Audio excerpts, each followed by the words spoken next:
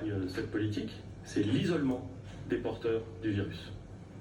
Si nous ne mettons pas en œuvre ces 3 axes, alors nous avons une politique incomplète.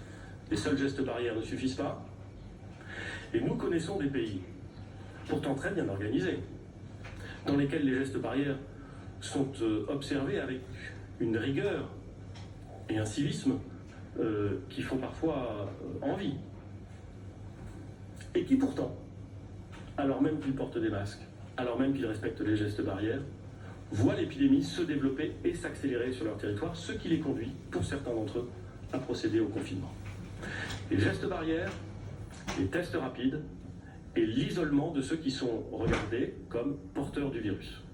C'est sur ces 3 éléments que nous allons organiser, notamment, le plan de déconfinement que je présenterai dans 2 semaines. Mais je veux dire quelques éléments sur chacun de ces 3 grands axes. Barrières, tests, isolement des porteurs. Je vais laisser le ministre des Solidarités et de la Santé évoquer la question des gestes barrières et des tests, et je reviendrai sur la question de l'isolement. Sur la question des gestes barrières, s'il y a un consensus international jamais pris à défaut, intangible, c'est l'importance du lavage des mains, d'éviter de tousser vers les personnes qui sont face à vous, en préférant tousser dans son coude, utiliser un mouchoir à usage unique et donc le jeter une fois que vous l'avez utilisé, auquel on a ajouté depuis Crépy-en-Valois le fait de ne pas serrer la main, de ne pas se faire la bise, de garder ce qu'on appelle la distanciation physique, au moins 1 mètre. Ce sont les meilleurs outils pour se prémunir d'un virus qui peut être transmis certes par des particules, des gouttelettes, mais aussi énormément, et la plupart du temps d'ailleurs, par la transmission par les mains. Donc ça, les gestes barrières, c'est pour vous protéger, pour les protéger, pour nous protéger. C'est intangible et probablement qu'on apprend collectivement à faire face à des épidémies et des virus, et que ces gestes barrières, on sera amené probablement à en conserver en tout cas une partie d'entre eux dans d'autres périodes d'épidémie, notamment les épidémies grippales. Je crois que maintenant tout le monde a pleinement pris conscience de l'importance de les appliquer dans notre pays. Il y a une autre mesure de protection qui fait, et c'est normal, beaucoup parler et qui pose beaucoup de questions.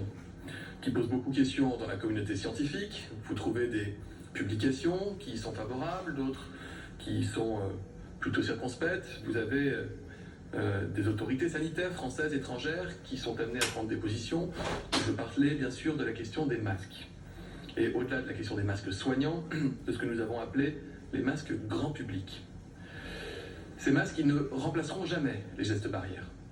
Et porter un masque grand public et considérer qu'on peut donc toucher l'autre ou parler à moins d'1 mètre ou éviter de tousser dans son coude serait une erreur, ce que nous disent les autorités, y compris d'ailleurs au niveau de l'Organisation mondiale de la santé. Est-ce que le masque grand public peut participer à l'arsenal des mesures visant à nous protéger d'une épidémie? Les autorités donc scientifiques sont en train d'évaluer les choses, certaines évoluent, d'autres pas encore, peut-être évolueront-elles en attendant, et sans attendre surtout, l'État français, dès le début du mois de mars, a mobilisé, et c'est une mobilisation formidable, les industriels du textile pour aller fabriquer